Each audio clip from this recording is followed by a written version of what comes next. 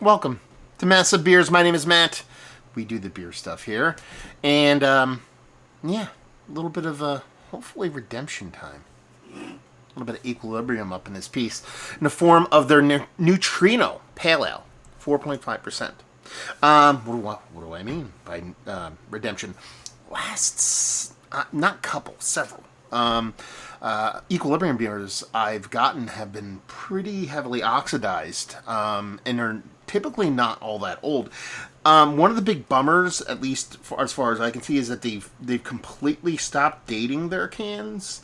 Unless I'm missing it completely on here somewhere. I don't think I found any on the last ones, but you can go on under Instagram and pretty much get a good idea on when their dates are on their cans, unless it's a repeat of another beer and it's that much older. But then again, that's on them for not dating their cans. Regardless, it's been almost like a little bit of a kind of theme as of late. I've had a couple people that do same things I do, kind of mention the same thing for their beers. And the last time I posted a review of their stuff, a couple people chimed in and going, yeah, I just really can't buy their stuff much anymore just because of the consistency issues with their beers. Lo and behold, here I am having another one that I purchased just because I was in the mood for a little bit of itty bitty hazy.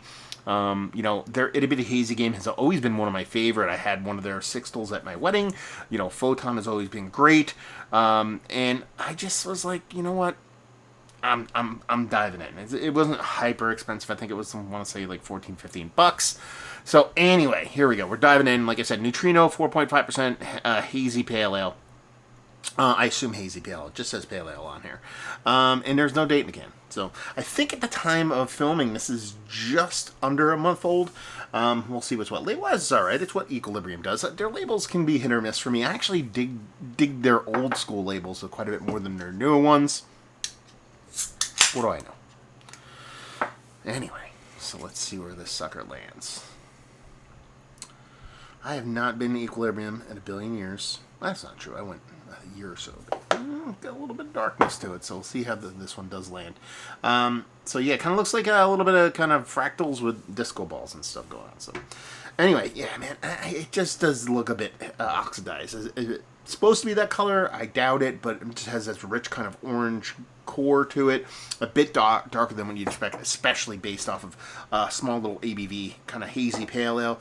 Index finger just barely off white foam, but if you look at that, this definitely comes off way darker than you'd expect it to. Let's get nose. Big citrus forward here. I'm still getting a big hop presence on it. Quite large for 4.5%. Big, huge, like a mixture of like a candied kind of orange with a little bit of kind of marmalade kind of orange kind of thing going on. It actually smells quite nice. A bit of a precursor of sweetness, maybe even a little bit of kind of earthy pithiness thing going on there. That could be a little bit of the oxidation at play, but it's not coming off in a negative sense. Actually smells like a really relatively robust, nice, aromatically kind of hazy pale. So let's dive in. Cheers, y'all.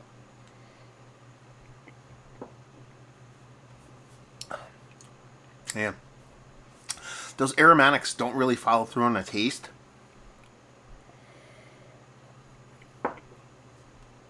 You can tell that there was a big citrus component there at one time or another. But it's just kind of lacking now at this point. Not overtly negative. Not a, like just straight up cardboard, lost all kind of presence. There's still a nice mouthfeel, especially for its ABV level, a nice mouthfeel to it. There is those citrus components, but not really coming through all that boisterous or as big as the nose would lead you to believe. Again, 4.5%, you're not expecting the world here, but you can tell there's something a bit tempered here, and you're getting a bit of a, like I said on the nose, there's a little bit of a spicy kind of tannic, like herbal kind of hop thing to it. That definitely comes through in the taste, and that is a pretty big indicator of a oxidative state in what you'd assume would be, a juicy, fruity, forward, hazy pale. That's what Equilibrium does. I doubt they wanted to go like the English hop route on something like this. So, I mean, mouthfeel-wise, it's still quite nice. I actually think if the amount of oxidation it has is a bit early in the stages of it kind of turning. Because there is still good stuff to be found here. But, man, what can I say? I mean, it's, at this point, I'm almost like, they're all about science at Equilibrium. It's almost just a science thing for me now. I just want to kind of keep getting their beers to see if I really hit gold on something. I also don't want to waste my money. So it's really a really weird place to exist with a brewery that was so just top notch across the board. When I first had them, and for several years, it almost seems like that shift, not just shift to the new brewery, but the shift to wide distribution has really, really kind of just, there's something. Is it a brewing thing? I don't think so. I think they could probably still crush it. I'm guessing it is more a production thing in combination with canning, would be my assumption. Just because if I go to the brewery, I doubt I'm getting this off their draft lines, and if that's the case, then it's almost a negative oxygen thing when it comes to a maybe they have in-house stuff versus canning stuff. I don't know, but it's really, really, really hard to kind of recommend buying their stuff off a shelf in distribution. Is it different in different states? I don't know. Is it different in New York? Maybe. I don't know. From the brewery even?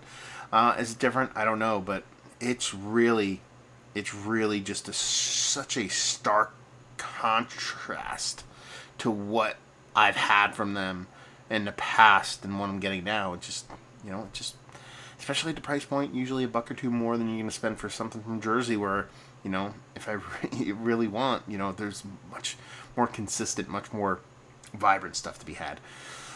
I mean, at this point, I'm really curious. I just want to have the conversation again because the last one was much the same, but really see where you all sit when it comes to Equilibrium. This is one of the better hazy pale ales I've had as of late. No value to availability on this, like I said, right around $15. If you like what we like this, if you like English herbal forward IPAs with a bit of New England treatment, you don't mind a little bit of oxidation in your beers, you want to experiment, science, anything, I don't know.